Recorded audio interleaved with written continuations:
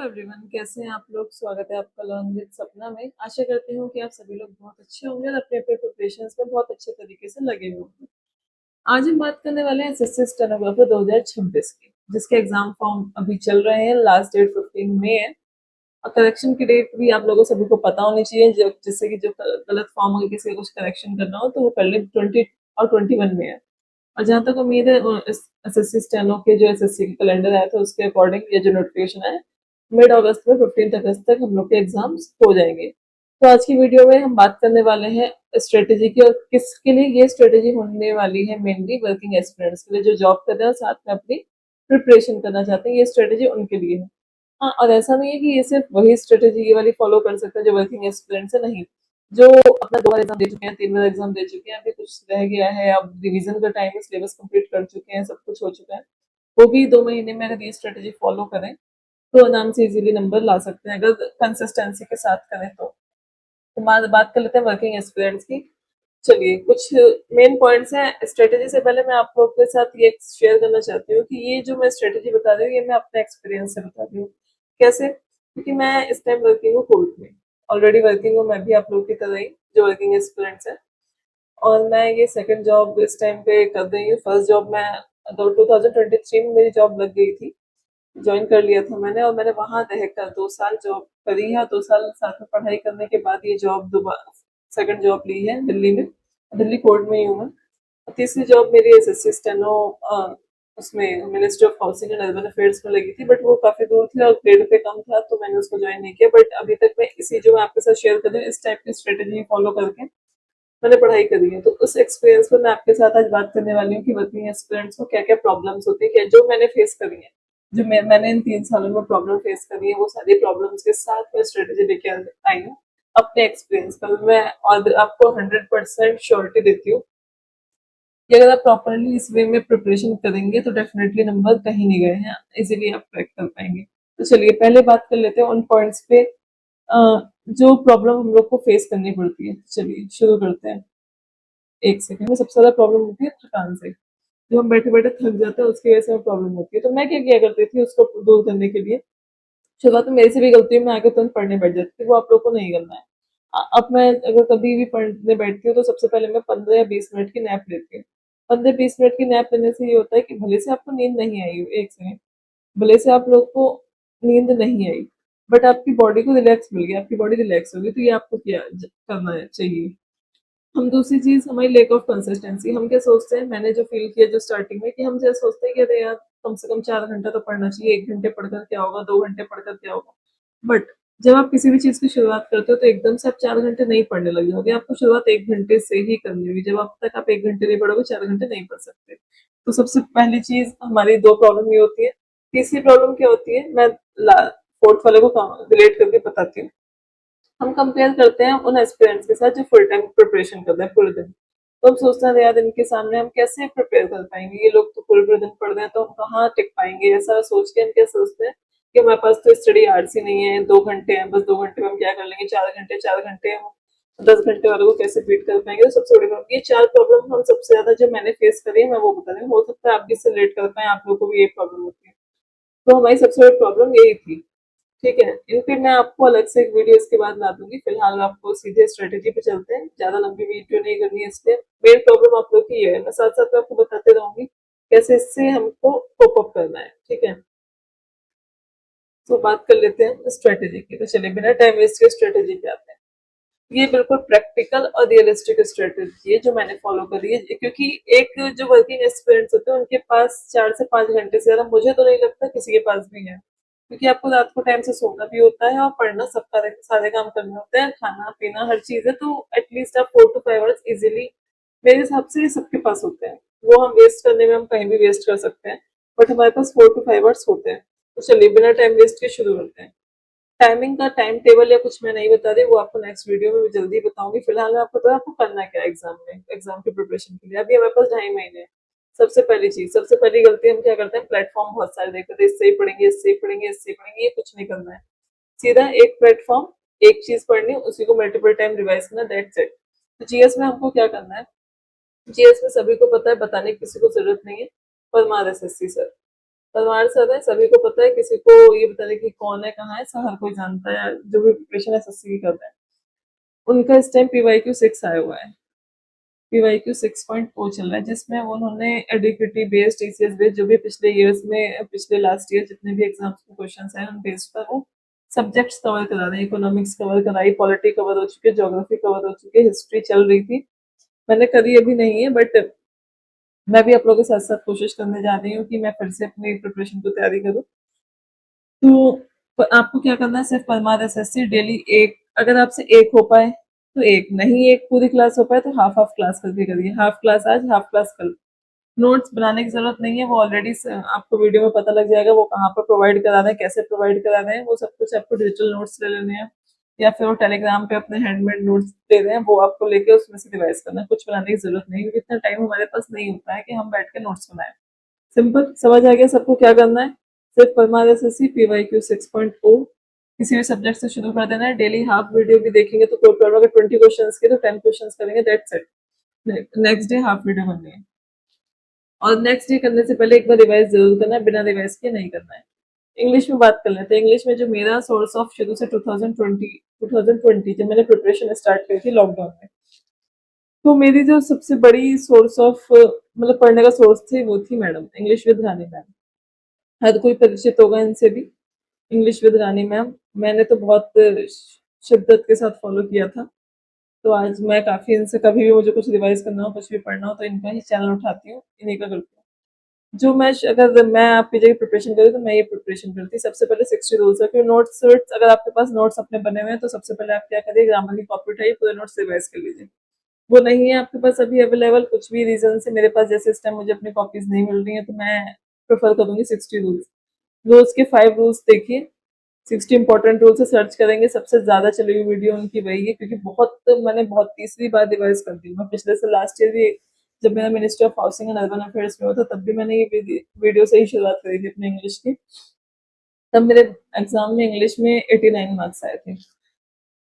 60 important rules से start करना है, डेली 5 रूल्स करने हैं। उसके अलावा जब 60 रूल्स हो जाएंगे तो 60 रूल्स के 2.0 प्रैक्टिस कराया मैम ने, वो करना है। ठीक है, इतना करना है। डेली आपको 10 वकैब, वकैब के लिए आपको ब्लैक बुक खरीद देनी है, इस ईयर की 2026 की लेटेस्ट 10 डेली वकैब करनी है। वकैब में डेली 10 वर्ड्स और 10 इडियम्स। अगर आप डेली नहीं करना चाहते हैं, जितना टाइम हो उस हिसाब से अल्टरनेट डेज करिए, 10 वर्ड्स एक दिन, 10 इडियम्स एक दिन। और रिवाइज जरूर करिए, किसी भी हाल पे बिना रिवाइज के आपको नहीं करना है। और रीजनिंग में आपको करना है, रीजनिंग में डेली 25 क्वेश्चंस का सेट लगाना है, क्योंकि टाइमिंग का सबसे बड़ा क्वेश्चन आ चुका है, तो पहले starting 1 month 25 question daily timer के साथ। और जिस भी सेट में प्रॉब्लम है उसमें आप 2 जने को मैं आपको सजेस्ट करूंगी।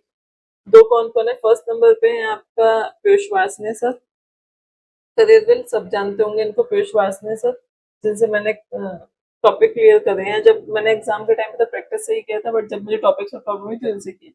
सेकंड आपके कंवल छाबरा सर, ये भी एफआरबी जैसे परमार सर के चैनल पे जुड़ चुके हैं, तो ये चैनल लेके आए हैं, तो उस पर वो पढ़ा रहे हैं, अभी टॉपिक वाइज क्लियर कराया, 3 आवर्स की वीडियो डेली आप अगर बना करेंगे तो भी हो जाएगा।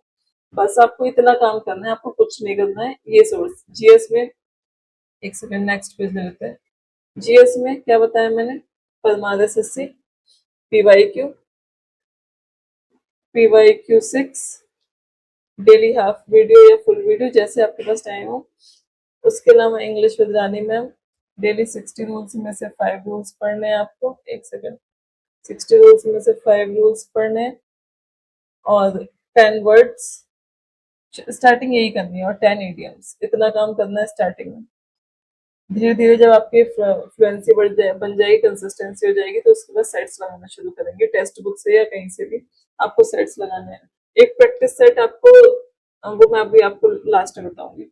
रीजनिंग में आपको क्या करना है, टॉपिक क्लियर करने का जो मैं अगर सोर्स रखती हूँ, तो फर्स्ट प्योर स्वादिष्ट है सर, और सेकंड कंवल छाबरा सर, इनके से। और डेली 25 क्वेश्चंस का सर, टेक्स्ट बुक पर बहुत टेस्ट है, जिसके पास फ्री सब्सक्रिप्शन नहीं लिया तो ले ले, वहां से करना बहुत ईजी है। बस आपको ये 3 काम करना है। नेक्स्ट बात कर लेते हैं, समझ आ गया सबको। वीकेंड्स पे हमको एक मॉक टेस्ट देना है, 2 आवर्स का, हर संडे एक मॉक टेस्ट देना है।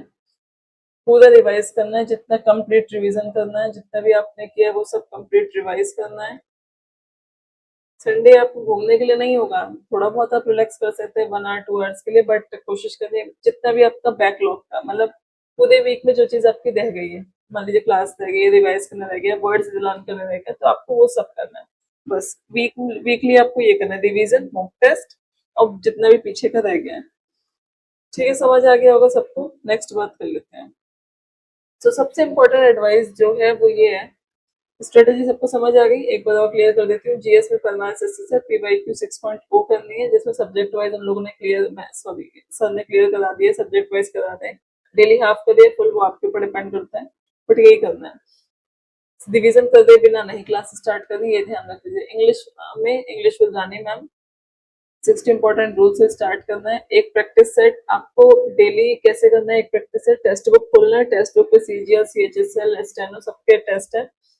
100 क्वेश्चन आपसे नहीं हो रहे हैं, कोई प्रॉब्लम नहीं है, सीजीएल उठाइए, 25 क्वेश्चन डेली करिए, साथ में 10 वर्ड्स लर्न करिए और 10 इडियम्स लर्न करिए। नहीं दोनों हो रहा है, अल्टरनेट डेज करिए, पर करिए जरूर, एटलीस्ट करिए जरूर। रीजनिंग में पहले कोई 25 क्वेश्चन डेली लगाना है आपको, एक सेट टेक्स्ट बुक से उठा लीजिए, कहीं जाने की जरूरत नहीं, मल्टीपल सोर्सेज की कोई जरूरत नहीं कि ये बुक वो बुक, आपको टेक्स्ट बुक से 25 क्वेश्चन करने हैं। नेक्स्ट आपको जो भी टॉपिक क्लियर ना हो, आप हफ्ते में 2 दिन बना लीजिए, वीक में वेडनेसडे और संडे, वेडनेसडे और संडे को, जिसकी 2 डेज हॉलीडेज रहती है, जैसे कि मेरी तो नहीं होती, मेरी सिर्फ संडे संडे ऑफ होता है, इसके बाद सैटरडे संडे दोनों ऑफ है, तो एक सैटरडे और संडे 2 दिन बना लीजिए। उस दिन आप जो टॉपिक में आपको प्रॉब्लम है उस टॉपिक की क्लास देखेंगे, उस टॉपिक को क्लियर करेंगे, that's it. I think clear हो चुका होगा, जिसको प्रॉब्लम हो कमेंट सेक्शन में पूछ लेना। इंपॉर्टेंट एडवाइस ये है, सबसे पहली चीज आप लोग ये गांठ बांध लीजिए अपने दिमाग में, जो मैंने प्रॉब्लम अपने साथ क्रिएट करी थी स्टार्टिंग में, जो मैं किया करती थी, तो उससे मैं सीखी हूँ कि कभी भी अपने आप को कॉपी करने की कोशिश नहीं करनी उन स्टूडेंट्स के साथ जो नॉन वर्किंग है। आपको ये नहीं देखना कि यार वो कितना पढ़ रहे हैं, क्या पढ़ रहे हैं, कैसे पढ़ रहे हैं, क्योंकि जो नॉन वर्किंग वो तो सब कुछ करने की कोशिश करेगा जितना उससे हो पाएगा, बट हमारे पास क्या है, हमारे पास लिमिटेड टाइम है। लिमिटेड टाइम 4-5 घंटे में हमें वो करना है जो स्मार्ट स्टडी करनी है, जैसे कि रानी मैम बोलते हैं, आप लोगों से हमको हार्ड वर्क हो चुका है जितना होना था, हमको अब स्मार्ट स्टडी करनी है, स्मार्ट हार्ड वर्क करना है, एक तरीके से रिलेवेंट पढ़ना है, उतना पढ़ना है जितना हमसे हो पाए, ये सारी कई सारी बुक्स नहीं करनी है। सेकंड चीज है, शुरुआत में ये नहीं सोच लेना है कि एक टाइम लिख लिया आपने कॉपी पे ये भी पूरा करो, ये आपको ये सोचना है कि मुझे कम से कम 50% आज करना है, इवन नहीं ज्यादा है, आप 2 घंटे सिर्फ बैठो, नहीं मन करता पढ़ने का कुछ मत करो, सिर्फ आप सीट पे बैठो, बैठ के कॉपी खोल के बैठो, जो भी करना है 2 घंटे सीट पे बैठने की आदत बनाओ। कहीं भी जैसे ही पढ़ने बैठो 2 घंटा एटलीस्ट स्टार्टिंग, कंसिस्टेंसी तभी आएगी जब आप रोज 1 घंटा भी बैठ के पढ़ेंगे। तो फोकस, नया कंटेंट पढ़ने से पहले रिवीजन पर सबसे ज्यादा फोकस करना, ये सबसे बड़ी गलती हम लोग की होती है, हम रिवीजन नहीं करते, हम अगले कंटेंट पे पहुंच जाते हैं, वो नहीं करना है, हमको पहले रिवाइज करना है, देन नए कंटेंट पे पहुंचना है, दैट्स इट। इससे ज्यादा जो भी ज्यादा लेंथी वीडियो हो जाएगी, फिलहाल मेरा यही था। सो सभी लोगों को क्लियर हो गया होगा, ये सारी जो भी चीजें मैंने आपको बताई हैं, ये सब एक मेरे एक्सपीरियंस के आधार पर है, जो मैंने 3 साल प्रिपरेशन करी, उसके बाद सेकंड जॉब ली, थर्ड में नंबर आया। और आई थिंक कि कोर्ट का आप लोगों को पता है कितना प्रेशर होता है, सभी को पता होगा, उसके बावजूद भी मैंने कोशिश करी और मैं कर रही हूँ जितना हो पा रहा है मेरे से। तो आप लोग भी ये कर सकते हैं, जिनके अंदर थोड़ा सा भी है कि मुझे चेंज करनी है जॉब, जो भी आगे बढ़ना है, अच्छी जॉब और लेनी है, तो उस चीज को सोचते हुए शुरू कर दीजिए। कुछ नहीं सोचना है, सिंपली जो मैंने बताया इनको नोट डाउन करिए नोटबुक में कि ये बोला है और यहीं से शुरू करना है, दैट्स इट। डेली अगर आप 1 घंटा ही बैठना शुरू कर दिए तो एक दिन 1 घंटा बैठेंगे, दूसरे दिन 2 घंटा, मजा आने लगेगा आपको खुद। जब एक वीक हो जाएगा तो खुद मजा आएगा, जब आपको अपने आप को देखेंगे, असेस करेंगे कि मैंने क्या क्या कर लिया, तो उतने में आप फिर तो पढ़ने में जो लगेंगे फिर तो मजा ही आता है, कि मैंने अपने आप अपना एक्सपीरियंस बता दी। दूसरी चीज, रिजल्ट का सोचना नहीं है हमको, कुछ नहीं सोचना है रिजल्ट क्या होगा क्या नहीं होगा, कुछ भी जो होगा देखा जाएगा, क्योंकि आपके पास एक जॉब तो है ना, आप सिक्योर तो हो, कोई टेंशन थोड़ी है, तो ये चीज सोचनी है। जर्नी को एंजॉय करो, स्टार्ट तो करो, पढ़ना शुरू तो करो, अपने आप मजा आने लगेगा, एंजॉय करो जर्नी को, कितना अच्छा लगता है जब जॉब के साथ पढ़ते हो आप, एक कदम आगे हो दूसरे वाले से, ऐसा सोच के चलो। रिजल्ट की हमको यही बात है, रिजल्ट की एक बार भी हमको नहीं सोचनी है, रिजल्ट भूल जाओ, पहले अपनी मेहनत फिर रिजल्ट। भगवान पर भरोसा रखें और अपने मेहनत करो, अगर मेहनत करेंगे खुद फल मिलेगा, दैट्स इट। सो आशा करती हूँ कि आप सभी लोगों को वीडियो अच्छी लगी होगी, और जो भी वीडियो अच्छी लगे, बेनिफिशियल है, डेफिनेटली बेनिफिशियल है, नोट डाउन करिए, स्टार्ट करिए और मुझे कोई भी प्रॉब्लम हो कमेंट सेक्शन में मुझे जरूर बताइएगा। मैं आपको, और जो भी आप लोगों को इसके बाद वीडियोस देखनी हो, जो भी जिस पे आपको क्वेरी हो, वो मुझे आप कमेंट सेक्शन में बोल सकते हैं, कमेंट कर सकते हैं, मैं उस पर वीडियो लेकर आऊंगी और अपना भी शेयर करूंगी कि मैं वीकली बेसिस पे क्या करती हूँ, क्या नहीं करती हूँ, क्या मैंने पढ़ा, जो सब चीज आपके साथ शेयर करूंगी। मिलते हैं फिर से नई वीडियो के साथ, तब तक के लिए thank you for watching, keep running and don't forget to like share and subscribe the channel.